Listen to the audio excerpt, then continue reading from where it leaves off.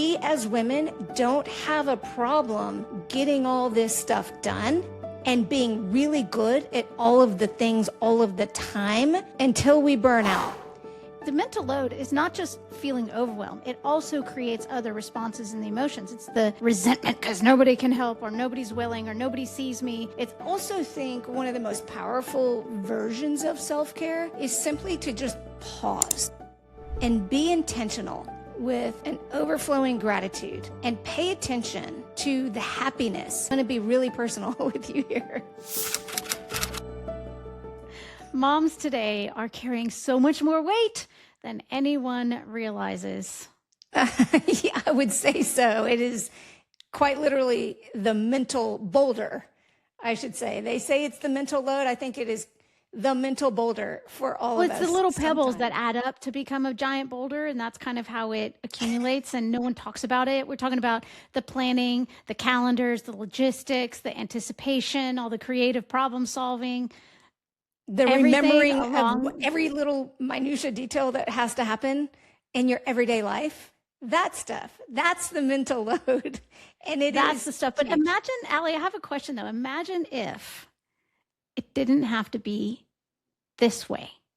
It didn't have to be the overwhelm. It didn't have to be the frustration or the resentment or all of the things that come with what really feels like an imbalance often. In fact, yeah, there was a 2024 study, Andrea, out of the Journal of Marriage and Family that very clearly addressed the mental load that we all carry. And it found that 71% of all the household mental tasks, that was taken on by moms.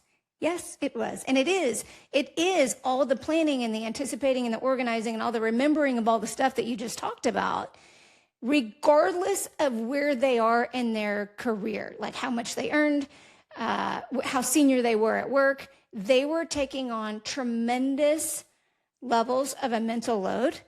And here's what I thought. I found that interesting though, because in that process, it was also saying that with the income being more, like if a woman made more money, she maybe did less physical work because she's more in the office and whatever else is happening.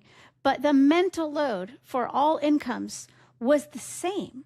So regardless of what your income is, and regardless of what your physical income is, the mental load is the same and it doesn't go away. And it is boundless. Like it doesn't stop when your workday stops, or it literally stays with you in your career life. It stays with you in your social life. It stays with you when you try to go to bed at night and you're not being able to fall asleep. It's because the mental load doesn't stop, because you're thinking about people that you care about and missions that are important to you and things that matter. And there's just no off button for that. Yeah. I mean, the people you care about are the most constant thing in your life.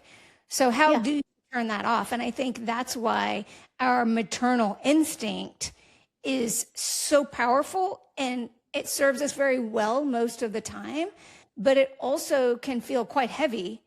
And so I think that's why this conversation becomes so important, because the stakes are very high if we don't allow some of that weight to come off. And so I think it's really relevant and important for us, Andrea, especially this day and age, because we live in such a world where it feels like there is this expectation of moms to do everything, be everything, handle everything. And we were already naturally doing that in between our ears anyway. And so to allow the gift of specifically and intentionally lifting some of the weight of the mental load that we are carrying, that can be a tremendous gift to ourselves, but it is also a tremendous gift to the families that we are caring for, the people that we are caring for, and across the board, even the companies that we are caring for, and the team that we are caring for, and the impact that we ultimately want to make. And so let's have that conversation. I think we have to start from the beginning on this, because in order to lighten that load, the little pebbles that feel like the boulder, that feel overwhelming, and if you're in that position, or if you have been in that position and you come in and out of that position, but a huge portion of women feel that mental load, whether they're a parent or not, to be fair. So that mental load has to be named out loud so that we can own it and create strategies to lighten that load. So this conversation has to be both of those parts. So when we're naming these out loud, this isn't complaining, this isn't commiserating, this isn't drama. This is a real purposeful conversation today. To name it, to give some analogies, to give some personal connections so that you can see in your life what it is, what matters, what doesn't matter, why you're focusing on what you're focusing on, and what you can drop and what you can delegate. That's the conversation today. Yeah, but Andrea, I think this is super important that you're talking about naming it, because I think it is very simple to generalize on a day-to-day basis. Man, I feel overwhelmed. I feel spread thin. There's not enough hours in the day. I'm not sleeping. Like all of those things that we all go through. Here's the natural answer. I'm not going to cut your whole thought off, but think about it if you're listening to this. Have you ever walked down a hall and seen someone or seen a friend and you go, "Oh, hey, how you doing?" "I'm fine, busy, but I'm okay." And that's the automatic, "I'm busy, but okay." As if that's just programmed in our mind. Busy is just what we're supposed to be in our brain and in our physical tasks. So you're talking, Allie, about, why it's important to name it. So I think that is why it's so important to actually name it and recognize it so you can put your arms around it and make a path forward. Also, it's really important to understand that this is not unique to any of us. Andrea, I know you carried a tremendous mental load, just like all of us. So walk me through a little bit about what a mental load looked like for you, not just as the varying seasons of your life develop, but with your disability, of course, as a single mom. I mean, I think you had a lot of different layers that played into your mental load as well. Yeah, there's been a lot of chapters and a lot of circumstances in my life. So if you haven't seen the podcast before, I am severely visually impaired, legally blind. My right eye is a prosthesis. My left eye is severely impaired. I can't drive a car in a city where driving a car is pretty important. So there's these balancing acts that I've had to do, along with being a single mom for my children's childhood. Now they are grown adults now, so that's a different set of circumstances. But as they were growing up and as I was navigating the disability, here's some things that you would never think about that I am processing along the way. When I am going into a new environment, let's say we go to a new restaurant and I'm with no one and I'm trying to meet someone, I need to go figure out, I'm going to take a left here when the Uber drops me off so that I can find the front door. So I would go, before I went to the restaurant, to Google Maps and find the front door of the restaurant from the street view. So I would know when the Uber drops me off, what visual cues, because I can see a little bit, what visual cues I can find to get to the front door to go meet who I'm supposed to meet. I would do the same thing when a child had a doctor appointment and I knew I would trade favors with a friend and I would watch their child so that they would be able to, I could ask for help and when I needed help, and somebody would drop me off at the child's doctor. But if I don't know where I'm going and the child was too young to help navigate, then I had to know what I'm talking about, what I'm doing. I had to know how to speak up and ask for help. I had to know how to teach my children how to navigate early. So that was a great skill they learned because of my situation. So there's all these little things firing off in my brain of, there's 14 people in this room. I know them all, but until they talk to me, I have to figure out. So that first few minutes, I talk to people, I know who they are, and I remember in that moment what they're wearing that day. So for the rest of the day, I can remember, Mike has a green shirt on and Susie has a yellow dress, so that I can identify them further away from far across the room. But it starts all over the next time I see them.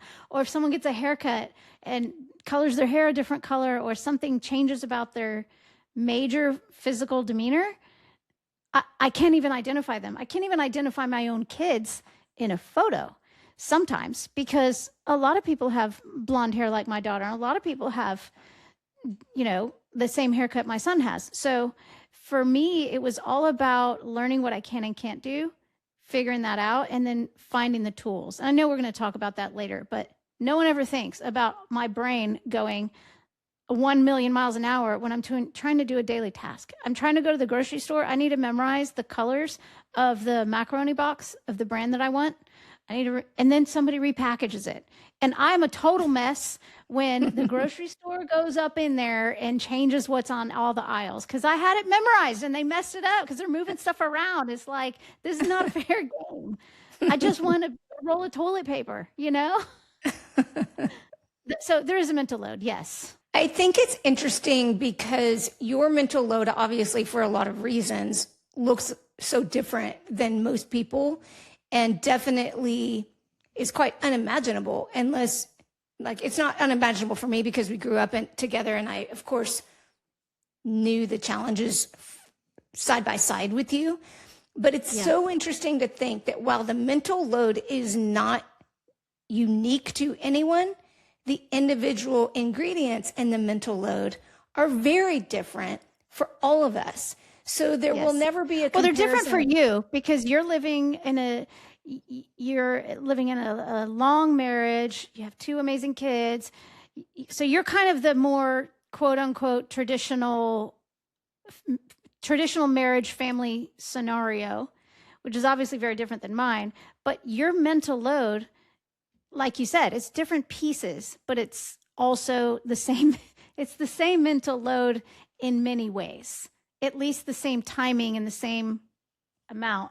Well, of course. And I think wherever you land on the spectrum of what ingredients are sitting in your mental load, they're going to change anyway from season of life to season of life. And so the question is never going to be, how do I get rid of all this stuff that I have to think about? That's the gift, I think, for all of us as women, that we have the privilege and the ability to carry the mental loads that we carry, to understand that, oh yes, I can anticipate, I can run in high heels, I can organize stuff, I can remember all that shit that has to happen and make it happen beautifully, sometimes imperfectly, but I can make it happen. And so I think that is the gift that also can weigh us down. And so it's really important to understand, how do I lift the mental load in a way that's meaningful so I still can honor the gift that I have as a maternal human being and pay attention to the details, but make sure that it's the details and the mental load that matters to the impact and the legacy that I want to leave. But I want to kick back on you on something, because you were saying, I can run in high heels, I can do it, I've got this, I can do it. What do you say to the people who are listening today, who are in that full overload moment, and they don't feel like they can run in high heels, or they don't feel like they can do it? They're just like, this is ridiculous. So, because the mental load is not just feeling overwhelmed, it also creates other responses in the emotions. It's the resentment because nobody can help, or nobody's willing, or nobody sees me. It's, why do I have to do everything? It's also, maybe you're doing everything because your way or no way is good enough. So if someone cleans the kitchen for you and it's not good enough, and you come in there and clean behind it, sorry, that's on you. But what do you say to the people who are really trying to get through this and don't feel confident that they can't handle running in high heels and being confident? I would say the good news is that you don't have to. The good news is that you have this wonderful gift, and just because you can doesn't mean you should.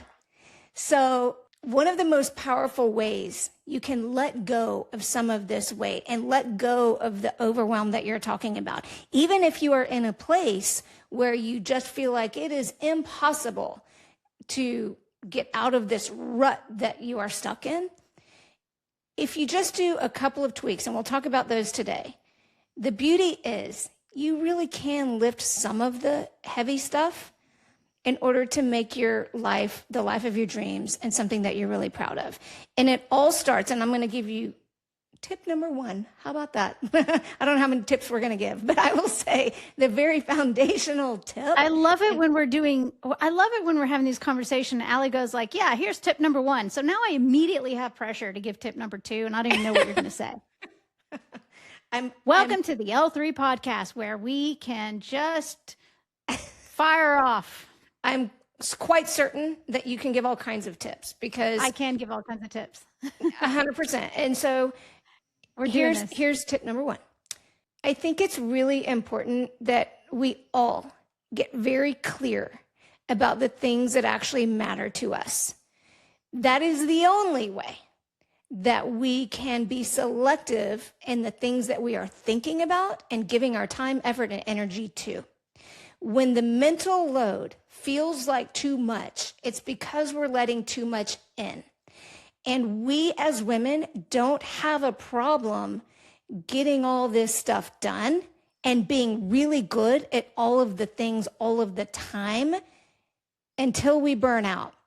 And to protect ourselves from all of that, we have to give ourselves this gift of being very clear about what matters. And it's not about what we add to our plates. It is about the clarity when we take things away. The only way to be able to take things away is to understand that something in our life, something in our mental load is not serving what actually matters. Here are the things that do, and that's where I'm going to put my mental space, my time, effort, and energy. So give everyone an example of what that looks like for you. Give some examples so they can really think through this instead of talking theory. Okay, I'm glad you asked for an example, because this concept of getting clear about what really matters to you, this is really, when we're talking about the L3 method of leadership, Andrea, this is really married in your legacy statement that we've talked about before. And if you haven't watched the podcast before, this really is, it's kind of a mission statement for your life. And so the mission statement, your legacy statement, can change. And so here's an example of how that changed for me over the seasons, because there are different seasons of our life. And it is another example of how it has lifted my own personal mental load. So I'm going to be really personal with you here. Okay. There were many years in my life where my legacy statement was very clear: faith first, family second, work third. Like, that was just a very simple way that I could remember. These are some of my priorities. This is what matters to me. Nothing wrong with that. That's what was meaningful to me in that moment, all of those things. However, as I got older and seasons in my life were changing, I thought, you know what? There's nothing wrong with that version of what mattered to me, but also I think I would like to kind of refine it a little bit more. And I started thinking about, you know what? If faith is first, cool. That's really important to me. That's not changing. But secondly, I had family and then work. And I thought, I kind of want to divide my family into the two components. Instead of lumping it all together, I have my spouse and my kids. I wanted to be able to invest both in them, and the level of investment, the type of investment, and the things that I was thinking about with each of those relationships was different. And so I wanted to kind of fine tune what my family focus was. And so I've kind of evolved in that way for some more detail, and that has served me. But I also realized in the revision of my legacy statement throughout the seasons that my health was not in that list at all. It was on a list. It was further down the line because I was putting faith, family, work first. But in reality, what I came to realize for me, my health had to come second. And that sounds so controversial, my health coming second, because that's ahead of my family. But here was my thought process on that. If I'm not taking care of myself, I become a burden, or I'm not even around for my family. And so if I haven't prioritized being strong and healthy, both for my mental wellness and my physical wellness and my longevity and ability to not become a burden to my family, the health had to come in there, and it had to come in there way high on the list. So that's kind of an example of how I revised, being very clear in this part of my life, what needed to really matter so that my time, effort, and energy and intentional actions could align with that. Otherwise, anything after my health was going to suffer. And I don't want my family to suffer. I wanted to be a gift to that part of my life. And so that also enabled me to keep the intention around my husband and around my kids individual, separate, and clear about how I wanted to do that. And I don't have to think anymore in a mental load capacity what's important, what matters, why I'm even going to the gym every day, why I'm out on the trails running, whatever it is. I think it wasn't decisions I had to make. It just was very clear to me because that's what was serving my legacy. That was it. So I think and I hope if you're listening or watching this podcast, I hope that what you take from that conversation is that you can have your own priority list. You can have your own legacy statement, which is the mission statement that we use at L3. And I think it's going to be different for everyone, and you're all going to have your own reasons, and you get to decide that for you. It's not society's choice. It's not your mom and dad's choice. It's not your family's choice. It's not your coworker's choice. This is really time for you to harness your mission and what matters to you, and no one else gets to decide, because if you let other people decide, it's never your legacy statement. It's somebody else's legacy statement who created it for you, and that's just never going to land as something that can stick in your life. So I think that's a really important piece to keep in mind as you apply kind of the thought process that Allie was just sharing, what that looks like. And I do have tip number 2. Of course you do. Of course I do. Of course you do. So tip number 2. Tip number 2, to lighten the mental load. Ding, ding, ding. Strategies to lighten your mental load. Going down. Ding. We're such a mess. Hey, if you love this episode of the L3 podcast, share it with your friends. And don't forget to like and subscribe on YouTube or wherever you watch your podcasts. I think if you start to define what's really important to you, what matters, what doesn't, you're going to want to lean away from what doesn't matter, and you're going to want to lean into what does matter. And what does matter will sometimes be attainable, but sometimes you're going to need some help. Here's the way needing help plays out in most of our lives. And I am an expert in this topic because living with a disability, being legally blind, whether I like it or not, I have to ask for help all the time. My heart, my spirit is super independent and I can do this.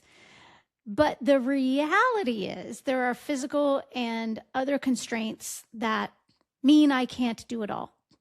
You will not have the same constraints, but there will be constraints in one way or another that you have to acknowledge, that you know you have to ask for help. On a ego level, on a personal level, on a mental load level, I did not, for many, many, many years, want to admit that I needed help. I did not want to ask for help. That made me feel less than, that made me feel hindered by the disability. It made me feel not capable. I allowed those feelings. But then I got good at a few things. First, I realized it's not weak to ask for help. It's very, very, very powerful because it's tapping into the resources you have around you to amplify what you're good at. And that's really important. So I learned eventually, and I'll tell you, it took me long. Like when you're a teenager and you're trying to assimilate, forget it. I didn't want to ask because I wanted to blend in. Now I know it's powerful to ask for help. So I learned to ask for help, number 1. And that's where most people stop. And this is a really big challenge because I want you all to hear this very importantly. Not only do you have to ask for help, but then you have to do 2 more things before you finish this process.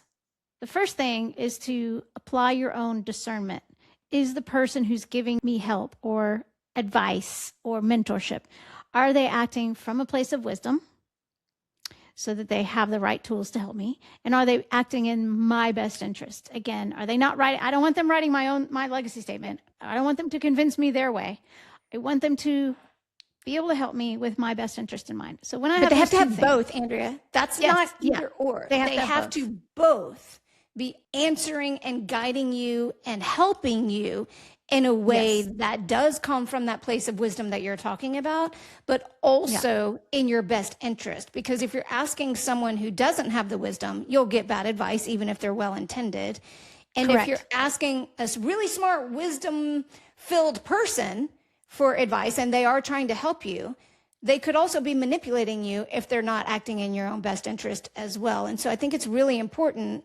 I'm grateful that you gave these 2 criteria, because you're so good and you've learned in such a beautiful, unique way how to ask for help. But the power you're talking about does come from being able to receive it as well. And those 2 criteria, I think, are so important. So here's coming to the third point. So first of all, you had to ask for help.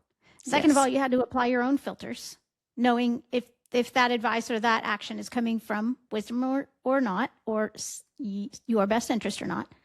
But the third and the biggest piece is that once it's gone through that filter, you actually have to take action and make it a verb. That's part of our L3 model as well. You've kind of filtered out what's important to you. Now you have the advice. Now you have the information that's well intended and backed with wisdom or research or whatever you're working on. And now you have to change that into a verb. It's the L3 way. And you're not going to lead boldly or love deeply or live your legacy out loud until you can create this process. That's what L3 stands for: lead, love, legacy. And I think it's really important because a lot of us forget, because the first steps are really hard. It's hard to ask for help. It's hard to seek wisdom. It's hard to apply the filter of what you know and what they know and where everyone's interests are. And it's really hard to action that advice that you accept and to push away the advice that you have identified is not the right advice. So if you're asking for advice on, or you're asking for help on actually getting more healthy, like you're talking about, Allie, you don't know, let's say you want to get more healthy so you can acknowledge and be present for your family and not be a burden for your family.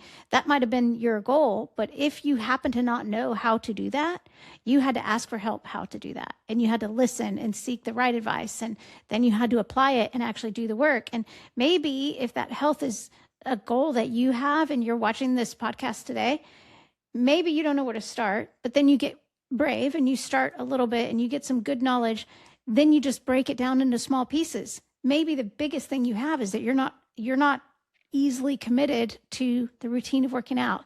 Well, here, I dare you to decide you're going to work out. And let's say your goal is to work out 30 minutes a day. Here's the plan.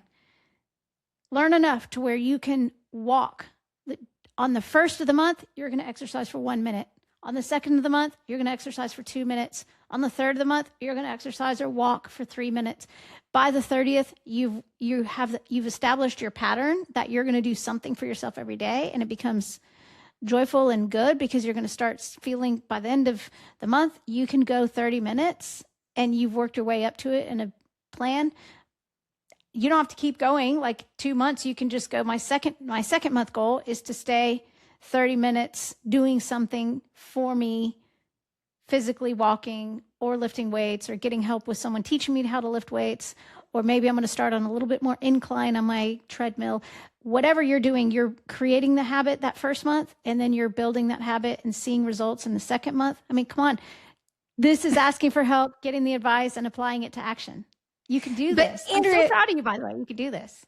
To your point, this is really important to pay attention to. Everything you're describing it's something that we've seen before when people will talk about achieving a goal. And you'll see it every New Year's resolution. They'll say, oh, okay, I'm going to work out more. And they'll say, okay, I'll just, and they might even break it down into these steps. And by the end of the January, they wonder, why didn't my 30-day plan work? Why did I fail? And the important thing to understand is that all of these goals, and even the steps that you're talking about to break down the big goal into smaller goals, all of those become very irrelevant and again become heavy, and you set yourself up for failure if you haven't done step number 1, which is to understand why it even matters to you and if it matters to you in the first place. And to your point, if it's someone else's idea that you should go do this thing or build this thing or whatever it is, and then it feels like a goal that you may or may not hit. logistically. But if you're very clear on your legacy statement, the things that matter to you, the day that you missed going on your treadmill or lifting your weights or whatever it is in your example of your life, those things become very easily built upon as a life lesson, as a learning lesson, as a way to get stronger, wiser, better, even if you have a little misstep or fall short that one day. That's not going to throw you off the train completely. You'll still keep going in the right direction when it's meaningful to you from the beginning. But if it's just kind of a blind vanity step of, oh, I want to lose weight, or, oh, I want to look this certain way or be a certain size, or I want to make this certain amount of money, that doesn't align or measure up with your actual legacy statement and what really truly matters to you from a legacy impact standpoint, then you will struggle and the mental load will remain heavy. And so I just wanted to be very clear about the difference between those two things and the lens in which you must look at when you are doing things to lighten your own load. You know what it reminds me of? There's some Taylor Swift lyrics, and I'm apologizing to all the Swifties because I won't have the lyrics perfect. But the premise of it is she's saying, you can call me honey if you want because I'm the one you want. And the other times in her life where people called her honey were because her skirt didn't fit right, or because they were demeaning because the boyfriend looked at her wrong or whatever. You know, like, I didn't like being called honey in this context, but you can call me honey because it's good intent. And I think your soul knows that. Your soul knows if you can ask me to, I can get on this trail today because I want to feel good. I want to feel strong. I want to have my family. I want to care for my family, and that's important to me, and that's part of my legacy statement. But if my goal is, like you said, to be a certain size or to achieve some exterior thing, that's not what's going to align with your soul. That's not what's going to feed the life that you want to live and that life that you can be proud of. Let's talk about community involvement in this, because that can be tip number 3 about what that looks like. Because I know not everyone here is going to be in a situation, either like in my situation, I was a single mom, so I didn't have a spouse to look into. But there are people here for sure who can't get that support from their spouse. Either that spouse literally isn't present. Maybe they're working a lot. Maybe there's some stuff going on that doesn't make that an option.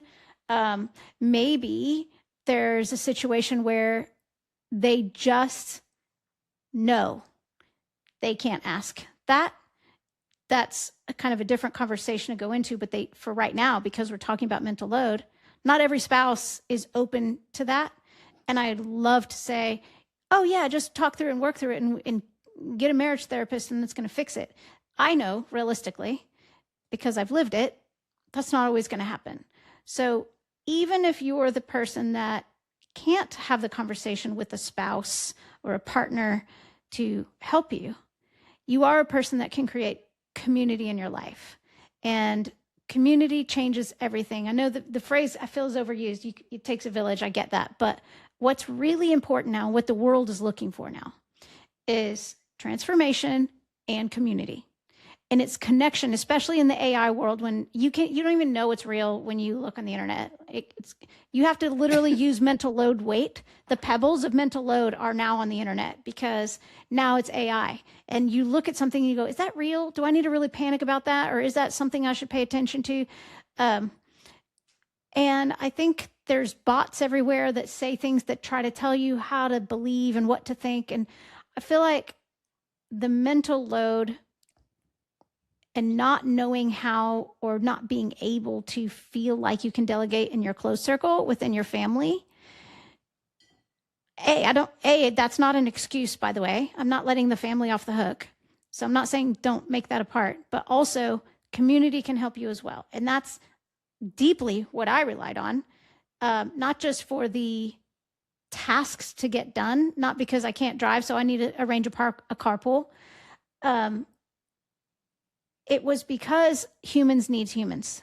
Humans need to know each other. Humans need to have that connection, and that I want to know about my friends and their lives and what makes life meaningful. I was a part of a community, online community, before my children came to be. Like it was like a pregnancy. It was babycenter.com, for if you're old enough, you'll remember this. But babycenter.com had these little communities, and I was friends with a group of women who everybody was in various stages, but people wanted to get pregnant or have babies or had little kids, and they were asking questions. Well, my children are 26 and 23 almost now. So we still keep in touch. That group of us still keep in touch, just personally. A few of us have met in person.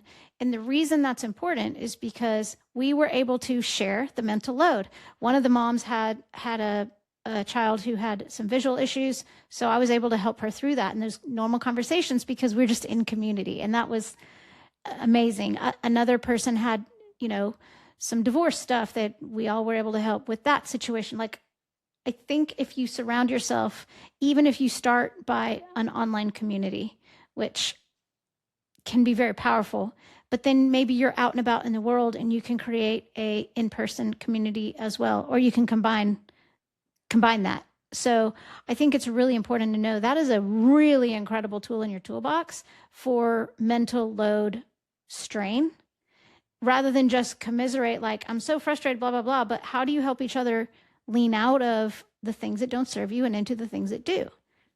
I just think that's really important. I could not agree more. I think the power of the community, and I love the example you gave with the longevity of how powerful that community can be. And it's largely because they are so meaningful when it's tied to exactly what you were intended to be. And when it's tied to the life and the impact and the legacy that you are building. And so I think that's what developed those friendships that you're talking about so deeply and for so long. I also think there's so much power in a community, not just about what to do, but also in the gift that we're talking about now, which is lifting things off that you don't need to be worrying about. But you're right. Actually, you're right. Because you know what's important? You know what's really good to do when you're having a bad day? Make somebody else have a good day, which automatically makes your day better. So if you've been through stuff and you're currently feeling overwhelmed, but you're in a community where somebody else is struggling, and in your mind you go, oh, actually, I know how to help that person. You can lift that person up. And that makes your boulder automatically gets lighter when you help someone lift off of their weight, because it all goes in circles, and it makes you feel good that actually what I went through on that situation where I had to concentrate so hard and learn the hard way and do what had to be done, that became something that helped someone else. That feels amazing. And I mean, you can't, that's why, so Allie and I are building 3 different communities that are coming this summer. You can subscribe to this channel to stay in touch. It's not really a conversation for today, but there are communities that we're building right now. So we're going to support that. You can get on the wait list soon. But right now, the important thing to know is that the community component, now or in the future, is really, really important. I think it's important, Andrea, that we talk about I don't want to skip over, this is an important tip for lifting your load, and this is where community can help you do this. The gift of self-care and the responsibility we have to ourselves and to everyone around us in self-care is so important. One of the most powerful ways we can execute on that is to be in community with others who are both celebrating our own self-care and demanding our own self-care. I like that word that you gave. I like the word you just said. You said demanding self-care. And I think we're in a world, especially as women, trying to please everyone and be all for them. And therefore, our self-care is always on the back burner. So when we decide that we don't want it to be like it is now, and we want a transformation and we want that community, there are going to be situations where we have to demand self-care, where we say, look, my life is XYZ right now, or if you're in England, it's XYZ. But if you are in a situation where you're feeling that overwhelm, you do have to demand self-care. And that's not selfish. That's how you serve everyone else. You can fill your cup so you can help everyone else. Put your oxygen mask on first before you help someone else. It's all of that. But sometimes we have to get insistent about it because the world doesn't automatically give that to us. We have to create it. And like you said, we've talked about this before. Self-care, congratulations if it's a massage, but that's not all it is. If you have good nails and a good massage, good for you. Congrats, celebrate, enjoy. But self-care is what you're talking about, putting yourself with the right people who can fuel who you are and what you want to be. It is. And I also think one of the most powerful versions of self-care is simply to just pause and be intentional with an overflowing gratitude and pay attention to the happiness that can be known to yourself. Because if you just pause and notice, not the pattern of the world, I don't want you to notice what other people expect or other people's opinions, because none of that matters. If you pause and notice the incredible things around you, the miracles that are literally right in front of you, the miracle that you were ever born, the beautiful people in your life, if you just pause, take away all the to-do lists and all the stuff you didn't get done and the weight of the bills that are coming in or the boss that is annoying you right now, like all of those things go away, silence your heart, pay attention to the gift of the community and the space around you, the women that are lifting you up. Pay attention to that. And that is the greatest gift of self-care you can give to yourself, far and above any other hot bubble bath massage or anything that you could do for yourself. That is a self-care ritual you can do for yourself each and every day. Well, we're totally on fire today. That's all I know. I just love this conversation. I'd love to continue the conversation with our community on our YouTube channel because we're building that, obviously. And so if you have not subscribed, subscribe and follow along, because I want to see in the comments section specifically, what mental load are you carrying that you feel like maybe nobody realizes, no one knows, that you're happy to share on a public platform? And maybe someone can jump in and reply to you and offer some suggestions or some help. But also, what have you done for your own mental load lightening? What have you done that's successful? Kind of that self-care community conversation. What works for you that someone else would need to know, or someone would hear, somebody just maybe needs encouragement today? Share that as well in the comments. We are so delighted you joined us today, because that mental load does not have to be the way it is now. It doesn't have to be a boulder. Let's lighten that up for you. Let's support each other along the way. What a fun conversation we had. Thank you for joining us today on the Lead, Love, Legacy podcast. Until next time, lead boldly, love deeply, and live your legacy. Thanks for joining us today on the Lead, Love, Legacy podcast. Remember, lead boldly, love deeply, and live your legacy. If this episode encouraged you, like and subscribe and share it with someone who needs it. And join us next time as we continue to build leaders and legacies for life.